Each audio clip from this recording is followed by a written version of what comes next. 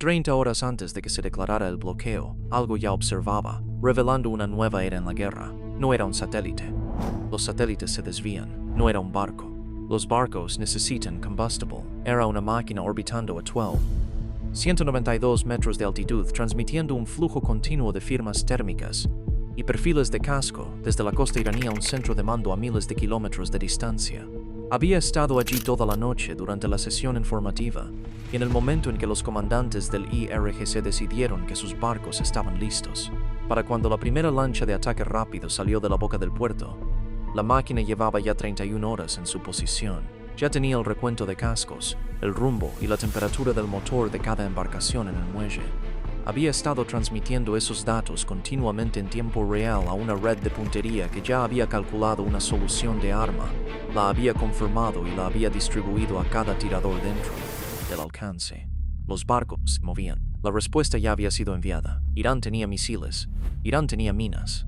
Irán tenía una doctrina construida durante 5 décadas para exactamente este escenario. Nada de eso contaba con un ojo que ya estaba abierto. 30 horas. Ese número es la respuesta a una pregunta que Irán nunca pensó en hacer. ¿Cómo se derrota un bloqueo impuesto por algo que nunca duerme? No 30 cazas en patrulla aérea de combate. No 30 buques de guerra en la línea. 30 horas. La resistencia básica de un solo guardián antes de necesitar regresar a casa. La cantidad de tiempo que una máquina puede orbitar una costa sin pestañear, sin dormir, sin una interrupción de relevo. El bloqueo no comenzó cuando se dio la orden. Comenzó cuando llegó la máquina. Esto es pulso militar. No contamos barcos, contamos segundos. Y este episodio trata sobre el arma que nadie pone en la portada de una revista. La arquitectura invisible que hizo que el bloqueo de Irán no solo fuera posible, sino permanente. Para el 13 de abril de 2026, Estados Unidos había establecido un bloqueo naval de todos los puertos iraníes.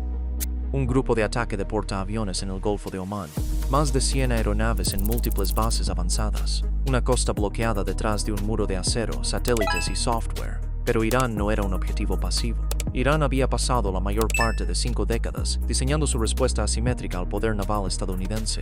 La armada del IRGC, cientos de lanchas de ataque rápido, misiles antibuque basados en tierra, baterías de defensa costera y submarinos minadores, construidos alrededor de una única doctrina operativa: enjambre, abrumar, denegar. La lógica era sólida. Los buques de guerra estadounidenses son caros, son grandes, no pueden estar en todas partes. Encuentra las brechas, muévete rápido, ataca antes de que la respuesta llegue a la posición. En estrategia militar, esa doctrina tiene un nombre. Se llama explotar el bucle UDA: observar, orientar, decidir, actuar. Toda fuerza militar tiene uno. Todo ciclo de decisión tiene una velocidad. Cuanto más lento sea tu bucle, más vulnerable eres. Cuanto más rápido sea el bucle de tu enemigo, más irrelevantes se vuelven tus planes antes de que puedas ejecutarlos. Toda la apuesta asimétrica de Irán se basaba en una suposición: en las aguas estrechas y congestionadas del Golfo Pérsico, moverse más rápido de lo que los sensores estadounidenses podían rastrear. Atacar en enjambre antes de que la respuesta llegara a la posición. Lo que Irán no tuvo en cuenta fue que alguien ya había diseñado la respuesta. No un buque de guerra más rápido, no un misil más potente. La respuesta era una red invisible, distribuida y permanente. Una que dejó el bucle ODA de Irán efectivamente superado antes de que la primera embarcación abandonara el muelle. Esa red se llama JADC-2, o Mando y Control Conjunto de Todos los Dominios. Y para entender lo que realmente hace, tenemos que empezar por la parte que nadie glorifica. Tenemos que empezar con esas 30 horas. El MQ-9B Sea Guardian no es rápido. Navegando a unos 389 kilómetros por hora, no puede interceptar una lancha rápida. No puede perseguir un misil. No está construido para el combate aéreo. Lo que sí puede hacer es observar, durante más de 30 horas. Continuamente, desde 192 metros sobre el techo de ataque de cualquier misil Monpads disparado desde el hombro, en la oscuridad, bajo la lluvia, sin fatiga. Sin distracciones, sin un horario de rotación. La limitación operativa es real, a duel. 192 metros. El MQ-9 vuela por encima de los techos de ataque de los Manpads, pero está bien dentro del alcance cinemático de los sistemas SAM integrados como el Bavard 303. La mitigación es geográfica. El MQ-9 orbita sobre aguas internacionales, fuera de los límites de alcance publicados de las baterías costeras de Irán. Si el radio de amenaza se desplaza, la órbita se desplaza con él. La huella del sensor permanece. Esta es la compensación. Se renuncia a la velocidad. Se gana algo más valioso en un bloqueo sostenido: una presencia que no parpadea. Un piloto de caza humano, incluso el mejor de la fuerza aérea, gestiona aproximadamente 6 horas en estación antes de que la fatiga se convierta en un riesgo.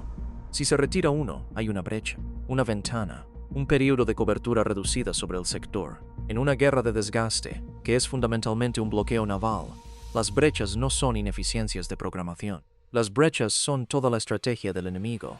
El ojo permanente elimina la brecha, equipado con un radar de vigilancia marítima multimodo y un sistema de puntería EOIR de alta definición. Cada Sea Guardian que orbita el Golfo de Omán transmitía video de movimiento completo en tiempo real, óptico e infrarrojo a centros de mando que podían estar a miles de kilómetros de distancia. Un QAV sobre el estrecho de Hormuz no es un cazador, es un faro que emite datos en lugar de luz, y los datos llegan a un tirador en lo que tarda un parpadeo. Imagina esto. Las lanchas de ataque rápido del IRGC están calentando sus motores dentro del puerto de Bandar Abbas. Silencio de radio, sin transmisiones. A 292 metros, el sensor infrarrojo del Sea Guardian lee 30 firmas de calor separadas que se están activando. Un patrón inconsistente con cualquier perfil de tráfico comercial. La clasificación ocurre automáticamente.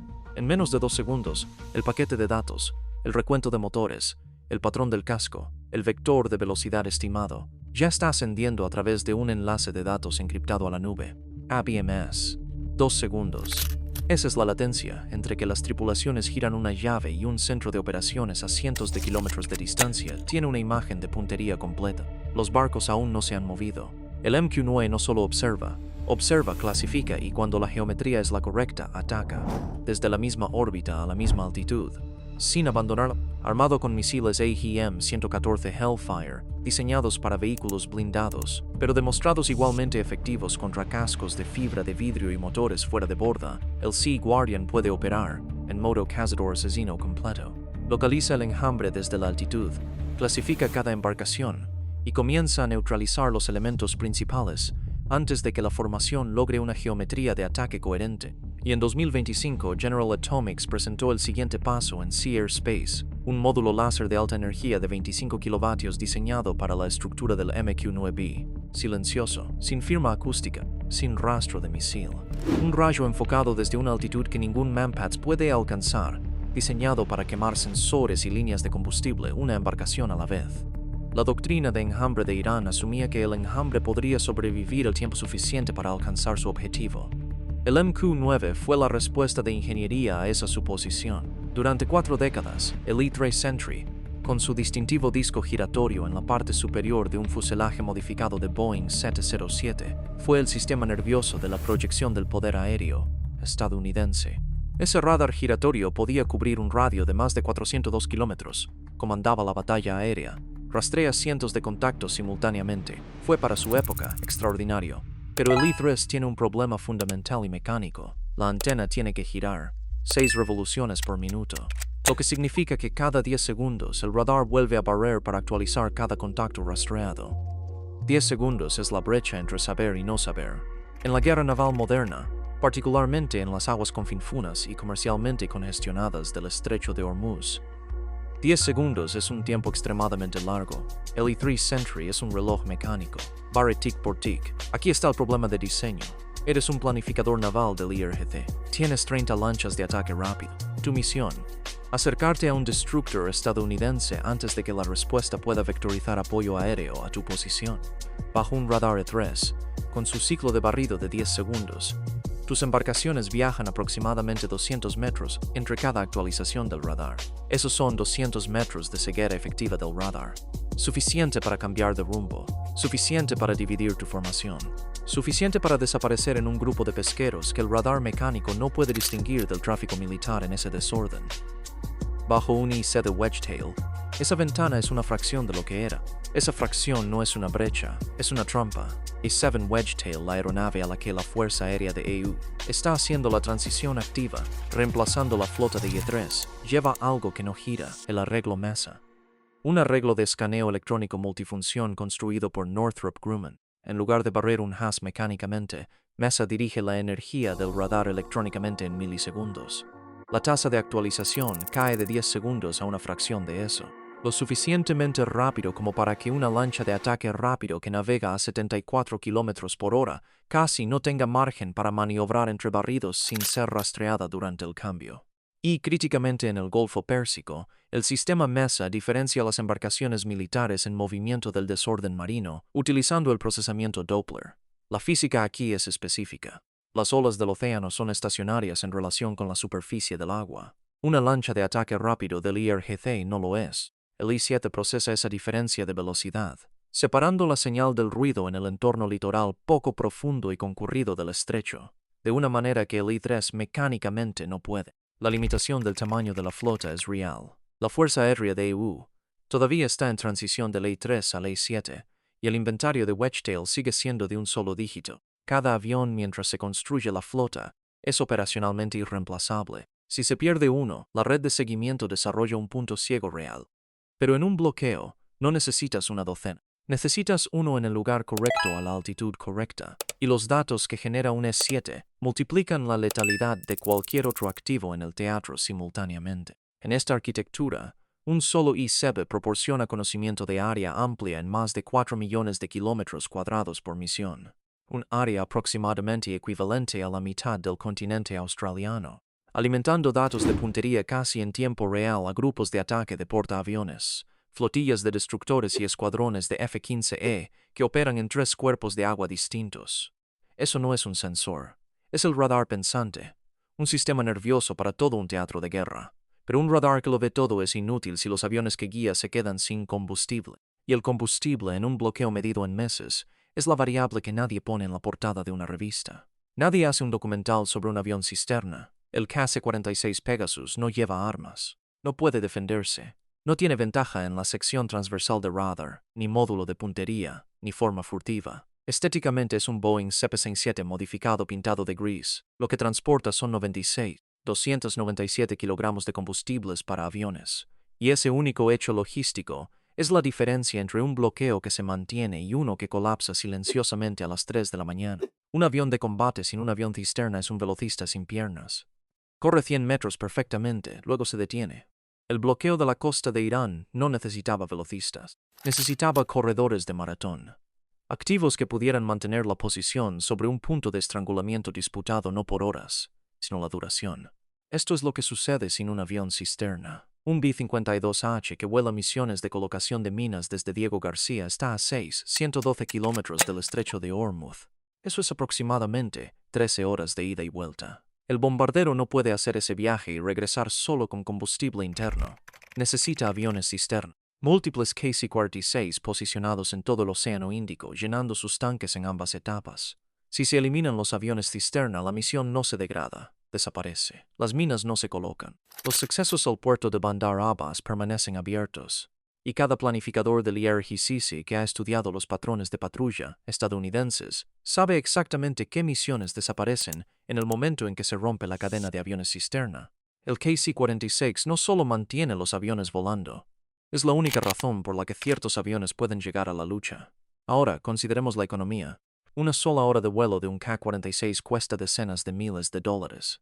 Un Destructor Arleigh Burke Flight 3, el barco que el avión cisterna protege indirectamente, cuesta más de $2.500 millones por casco. Si la cadena de aviones cisterna se rompe durante 6 horas y un enjambre del IRGC encuentra la brecha, las cuentas se hacen solas. Hay una frase que usan los comandantes cuando quieren señalar determinación: el tiempo que sea necesario.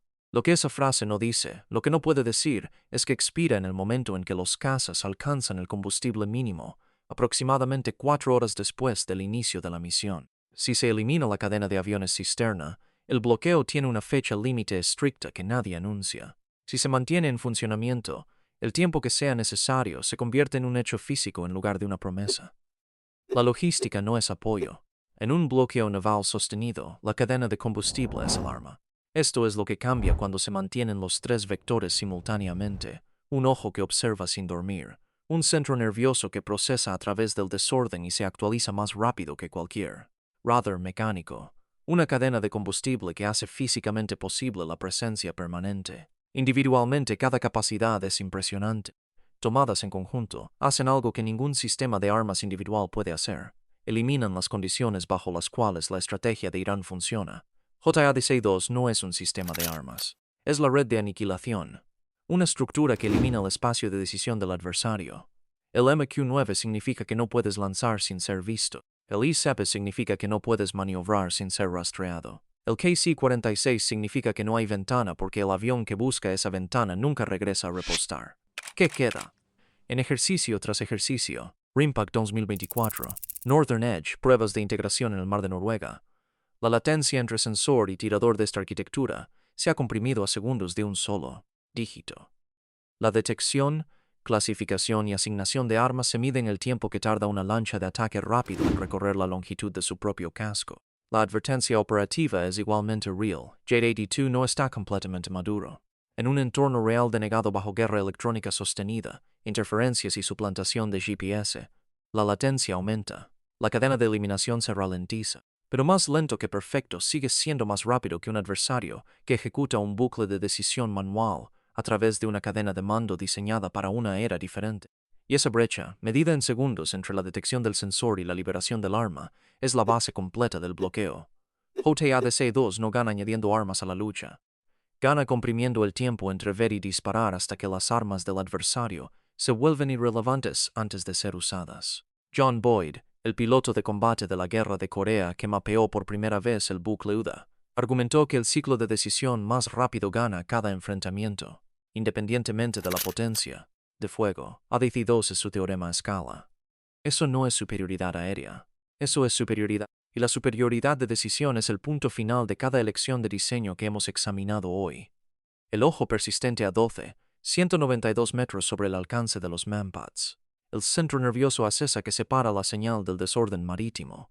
La cadena de aviones cisterna que hace que el tiempo que sea necesario sea más que una declaración. El bloqueo de los puertos de Irán fue impuesto por barcos, cazas y bombarderos. Esa parte es visible. Esa parte es fotografiada por los reporteros en las cubiertas de vuelo de los portaaviones.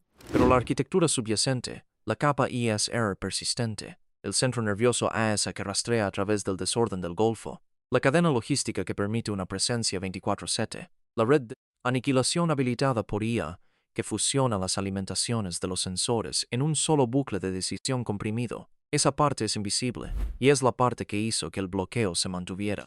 Un alto funcionario del CENTCOM dijo que el bloqueo continuaría el tiempo que fuera necesario. Esa declaración solo tiene un significado físico debido a todo lo que hemos discutido hoy. Aquí está la pregunta que JAD-2 obliga a todo futuro adversario, no solo a Irán, a responder. Si moverse significa ser visto, actuar significa ser objetivo, y responder significa llegar después de que el bucle ya se ha cerrado, tienes una armada. O tienes hardware costoso oxidándose en el muelle esperando una ventana que se cerró antes de que supieras que existía.